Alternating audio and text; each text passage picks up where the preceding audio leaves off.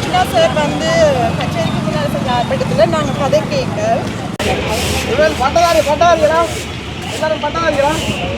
MP மரம் வட்டி துறைங்க நான் சொல்கிறேன். எம்பி மரம் உங்களுக்கு வேண்டாம். அப்படி எம்பி மரம் தெரிவு செய்துட்டு நீங்கள் இப்படி நின்று வாதாடுறது உலக நாடுகள் பார்க்க சரியான கீழ்த்தரம்.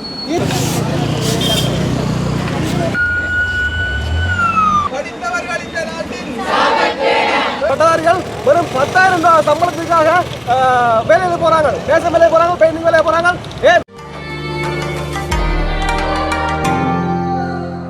ஸோ வணக்கம் உறவுகளே, நாங்கள் இப்போ வந்து யாழ்ப்பாணம் பஸ் ஸ்டாண்டுக்கு வந்து முன்னாடி வந்துருக்கோம். ஸோ பின்னால் வந்து என்ன நடந்து கொண்டிருக்குதுன்னு சொன்னால், படித்த இளைஞர்கள், அதாவது படித்து வந்து யூனிவர்சிட்டியில் வந்து பட்டம் பெற்றிருக்கக்கூடிய இளைஞர்களால் வந்து இன்றைக்கு வேலை இல்லை அப்படின்னு சொல்லி அவங்களுக்கு வந்து ஒரு கவன ஈர்ப்பு போராட்டம் வந்து நடந்து கொண்டு வருது. ஸோ அவங்கள பார்த்தா தெரியும், அந்த விளக்குமாறால் வந்து யாழ் வீதிகளை வந்து கூட்டிக் கொண்டு வந்திருக்கிறார்கள். ஸோ இந்த எங்கே தொடங்கினு சொன்னால், யாழ்ப்பாணம் வீரசிங்க மண்டபத்துக்கு முன்னுக்கு இன்னும் தொடங்கி இந்த பேரணி வந்து போய்கொண்டிருக்குது. யாழ்ப்பாணம் பஸ் ஸ்டாண்டில் வந்து போய்கொண்டிருக்குது. ஸோ இந்த காணொலிகளை தொடர்ந்து பாருங்கள். பட் அவர்கள் என்ன சொல்கிறாங்க அப்படின்றது வந்து இந்த காணொலியில் நீங்கள் பார்க்கக்கூடிய மாதிரி.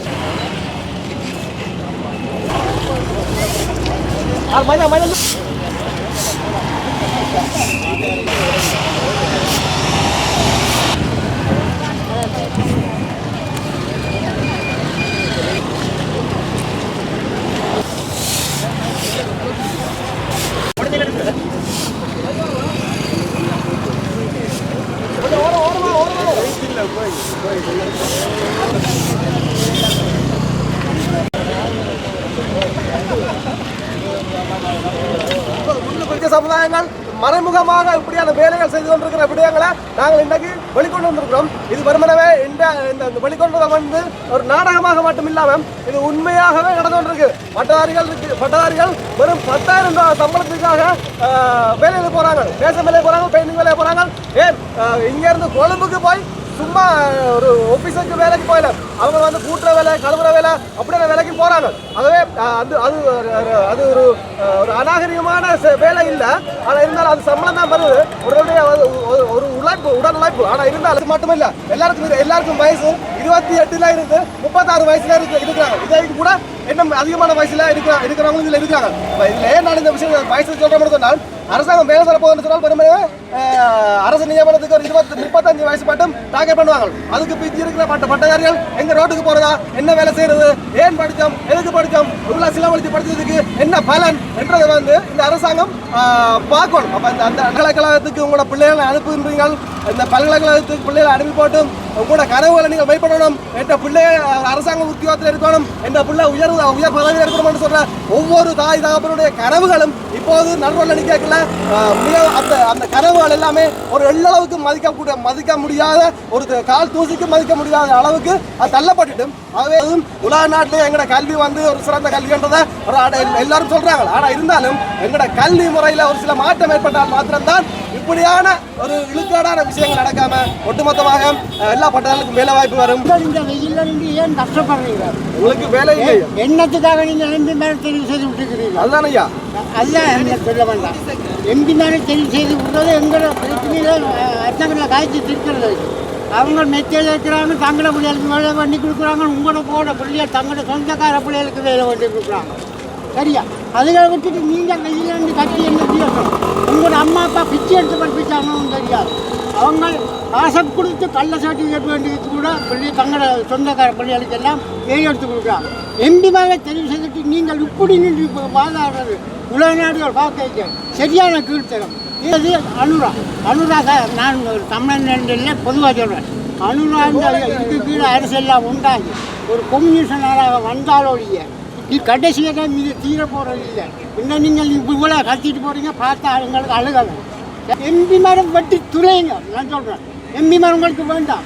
அப்படி இல்லைன்னா யாழ்ப்பாணத்துக்கு ஒரே ஒரு பிரதிநிதி வரக்கூடியதான ஒரு அமைப்பை உருவாக்குங்க. நீங்கள் உருவாக்கி லட்சணம் நின்று நீங்கள் செய்து காட்டுங்க. எல்லாரும் உழைச்சி செல்வநாயகத்தில் அமிலலிங்கம் தான் முழு காரணம். எம்பி மேன்ற வாசல் போவீங்க, எம்பி மேன்ற பட்டலையில் உடையுங்க. எம்பிமார்கிட்ட கேளுங்க. நீங்கள் இப்படி கத்தி என்ன விநியோசனம் எவ்வளவு கண் விழிச்சு படிச்சு எவ்வளவு துன்பங்களை அனுபவிச்சு நாங்கள் இவ்வளவு தூரத்துக்கு பட்டதாக இருக்கிறோம். ஆனா இந்த அரசியல்வாதிகள் என்ன செய்யறாங்கன்னு சொன்னால் அவங்க தங்களுடைய வாக்குகளை எடுத்துக்கொண்டு வீட்டில் போய் இருக்கிறாங்க. இப்போ நாங்கள் அவங்கள போய் கேள்வி கேட்டால் பாதுகாப்பு அச்சுறுத்தல் சொல்லி போட்டு போலீஸை கொண்டு வீட்டுக்கு முன்னால வச்சு போட்டு எங்களை அடிக்கிற சந்தர்ப்பம் வருது. அதுகளுக்காக தான் நாங்கள் எப்படி துன்பப்பட்டு படிச்சோமோ அவ்வளவு துன்பத்து பட்டு பட்டத்தில் வந்தோமோ அதே மாதிரி துன்பப்பட்டு வடமாகாணத்தில் வந்து எக்ஸ்டர்னல் டிகிரி முடித்தா அது வந்து 10,000 பேருக்கிட்ட இருக்கிறதா வந்து அறியக்கூடியதாக இருக்கிறது. அப்படியே வடமாகாணத்தில் மட்டுமே அவ்வளோ பேர் இருக்க இலங்கை பூரா வந்து கணக்கு பேர் தான் இருப்பினோம். அப்படியே நாக்களுக்கு ஒரே நேரத்தில் வந்து கவர்மெண்ட் வேலை வாய்ப்பு கொடுத்து அதுதான் நான் போட முறை அர்ச்சனா சார் வந்து கச்சேரிக்கு முன்னால் செஞ்ச ஆர்ப்பாட்டத்தில் நாங்கள் கதை கேட்க சரி மினிஸ்டரோட கடற்கொலை மினிஸ்டரோட கதை கேட்கவும் சரி நான் கேட்ட கேள்வி அதுதான். இப்போ வந்து நாங்கள் 5 பஸ் நிற்கிது தானே. அப்போ இனியும் அப்படியும் அடுத்தடுத்த பஸ் வரப்போகுது 1-2 பஸ் நம்ம பெண்களை நிற்கிது வர்றதுக்கு. ஸோ அவளா பேரையும் இன்னும் கவர்மெண்ட் ஒரே ஏரியாவில் கொடுக்கல அது. அப்போ ஒரு கொஞ்சம் பேர் போவிடும் கொஞ்சம் பேர் பின்னுக்கு நிற்கணும் தானே. அப்போ 10 பஸ்ஸும் பேருக்கு எங்களுக்கு வயசு இல்லை போய்க்கொண்டு ஒரு ஏஜ் டீச்சிங் எக்ஸாம் 35 வயசு மட்டும்தான் கொடுக்குறாங்க. அப்போ அதுக்கு பிறகு ஏஜ் போயிட்டு ரொம்ப பேர் 35+ நிற்கிது. உங்களை தவிர வந்து இன்டர்னல் கூட வந்து கணக்கு பேர் நிற்கிறமில்ல நீங்கள் அப்படி இருக்க வந்து கணக்கு சிக்கல் இருக்குது தானே. சிக்கல்கள் இருக்குது இன்டர்னல். இப்போ நம்ம பிரச்சனை போகுதான் இன்டர்னல் எக்ஸ்டர்னல்னு சொல்லி.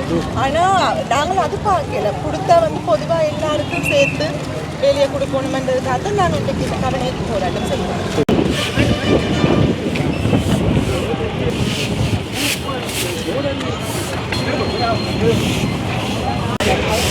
பட்டதாரிகளா எல்லாரும் பட்டதாரிகளா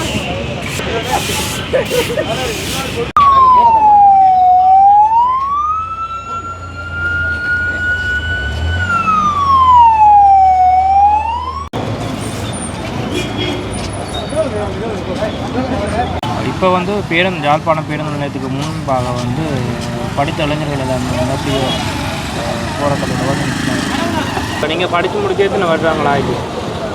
நாங்கள் படித்து முடிஞ்சு 15 வருஷம் ஆச்சு. இது வரைக்கும் நீங்கள் எந்த ஒரு வேலையுமே உங்களுக்கு தரப்படல அரசாங்கம்? இல்லை தனிப்பட்ட முறையில் ஒன்றுமே நாங்கள் ப்ரைவேட்டுக்கும் போகல தனிப்பட்ட முறையிலையும் ஒன்றுமே தரையில்லை எங்களுக்கு. இப்போ நீங்கள் முயற்சி எடுத்துக்கொண்டு தான் இருக்கிறீங்களா? ஒரு எத்தனையோ வேலை வாய்ப்புக்கு கொண்டு இருக்கிறோம். ஆனால் இதாலேயுமே முடிவேண்டது வரை இல்லை எங்களுக்கு. உங்களுடைய நோக்கம் இலக்கு வந்து எதாக இருக்குது வந்து நீங்கள் ஒரு அரசாங்க வேலையாண்டதான் மெயின் ஒன்று எங்களுக்கு. நாங்கள் பாஸ் அவுட் ஆகியே 3-4 வருஷமாக ஆகுது. எங்களுக்கு முதல் பாஸ் அவுட் ஆனவங்க தான் நிறைய பேர் இருக்கிறாங்க. நான் நினைக்கிறேன் ஒரு 35 வயசு மட்டுமே இங்கே இருக்கிறாங்க. அது கூடவும் இருக்கிறாங்க.